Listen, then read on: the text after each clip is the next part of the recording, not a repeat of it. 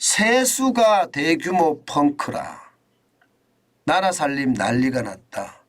사실일까요? 사실입니다. 4월까지 세수 펑크 규모가 33조 9천억 원입니다. 엄청나죠? 예.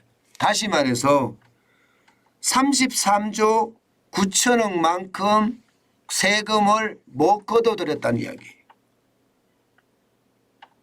그만큼 현장은 어렵다는 이야기이기도 하고요. 야, 진짜 엄청나죠. 아마 33조 9천억 정도 되면요. 이거 우리가 한 번도 경험하지 못한 그런 상황일 가능성이 굉장히 높습니다. 예. 그렇게 최악의 상태로 몰고 갈 가능성 말입니다. 말이 33조 3천억 원이지요. 이 33조 3천억 원 정도 된다 그러면요. 이게 세금이 진짜 제대로 안 거친다 이렇게 이야기할 수가 있는 겁니다.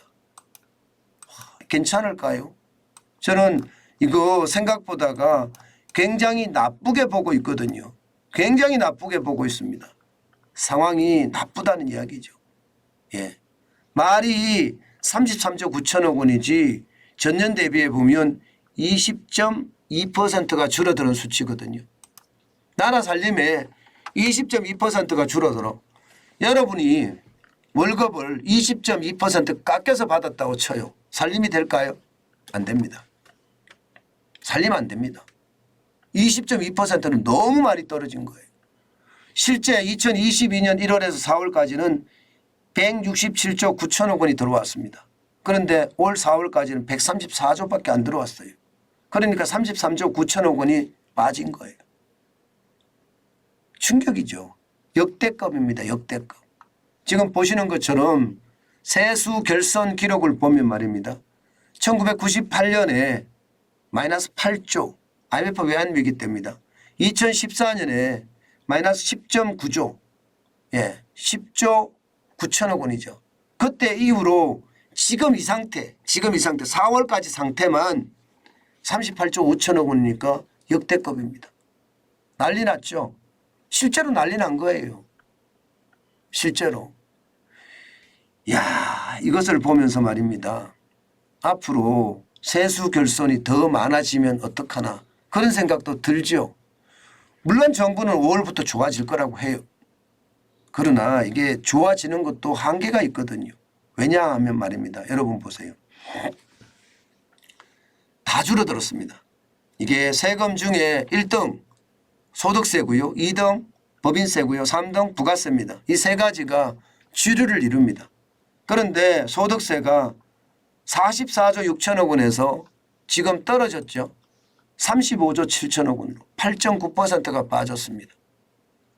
법인세도요. 51조 4천억 원에서 35조 6천억까지 15.8%가 푹 빠졌습니다.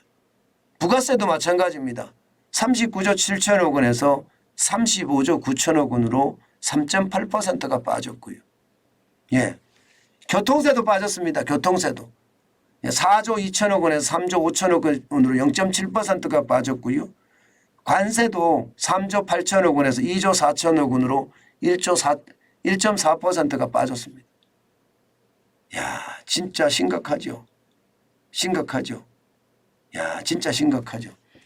1.4%가 아니라 1조 4천억 원인가요? 1조 4천억 원이네. 죄송합니다. 소득세는 8조 9천억 원이 빠진 거고요. 법인세는 15조 8천억 원이 빠진 겁니다. 부가세도 3조 8천억 원이 빠진 거고요.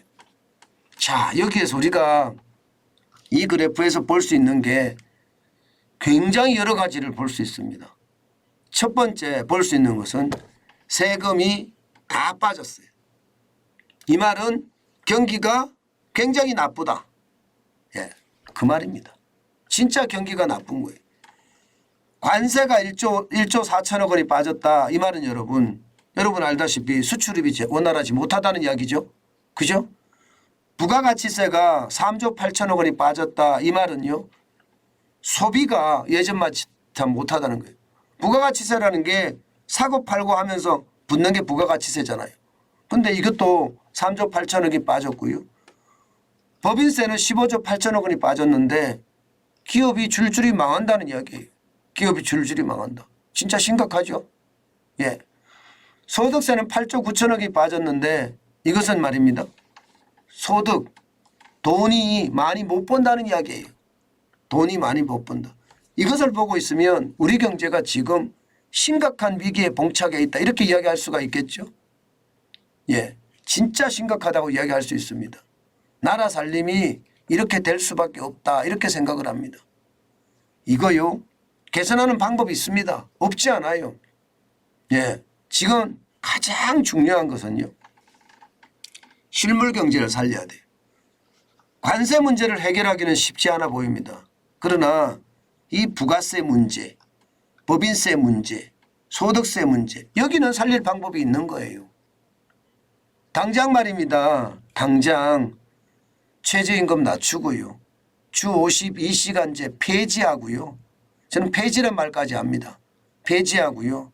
예, 노동개혁을 빨리 해야 됩니다.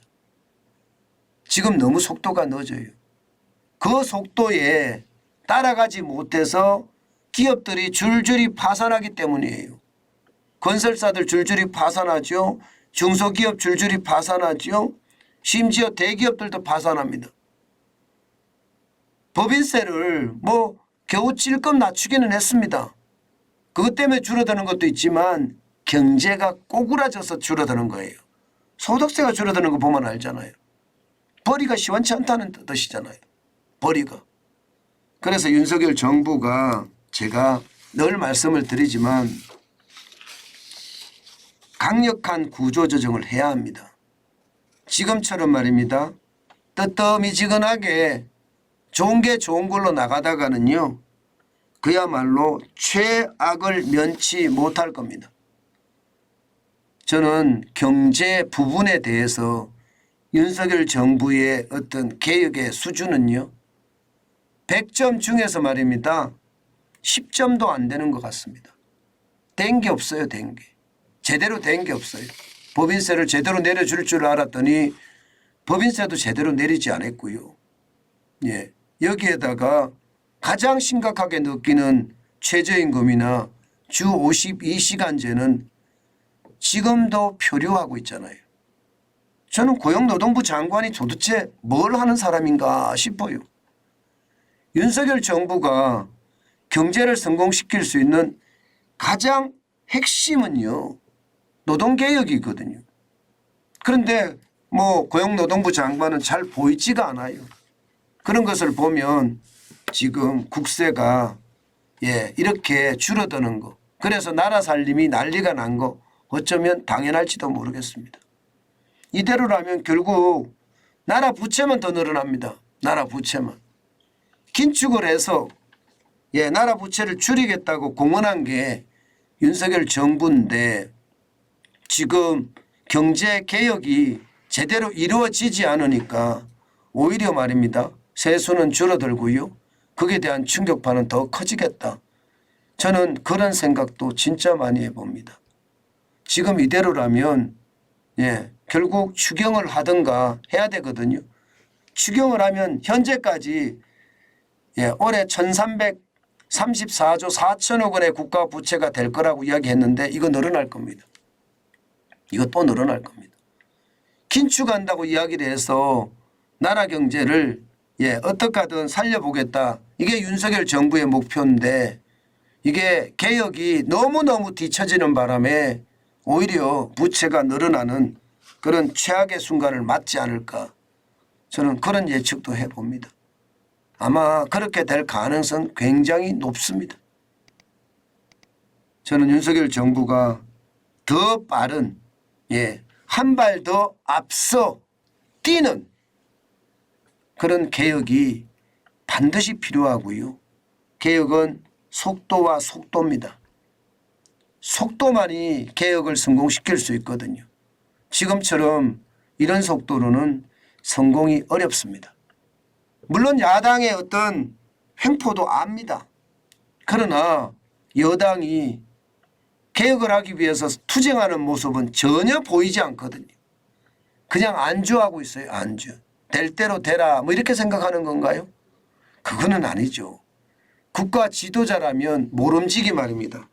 국민을 위해서 피켓을 들고 목소리를 크게 하고 국민을 위해서 외치고 앞장서고 해야 되는 게 기본 아니겠습니까? 저는 그렇게 돼야지 경제도 개혁되고요. 아르헨티나나 베네수엘라가 되지 않는다고 생각합니다. 지금 그 어느 때보다 가장 중요한 것은요. 개혁의 선봉장이 없다는 거고요. 그 선봉장이 누구인지를 모른다는 겁니다. 이렇게 되면 경제개혁에 대한 저는 실패밖에 없다고 생각해요. 그러면 나라 살림은 지금보다 더 꼬꾸라지겠죠. 제발 경제개혁을 속도를 좀 높이고 또 국가 지도자라고 이야기하는 사람들도 협치를 통해서 그렇지 않으면 투쟁을 통해서라도 개혁은 빨리 실현시켜야 됩니다. 그것만이 나라 국가를 튼튼하게 만드는 길 저는 그렇게 생각합니다.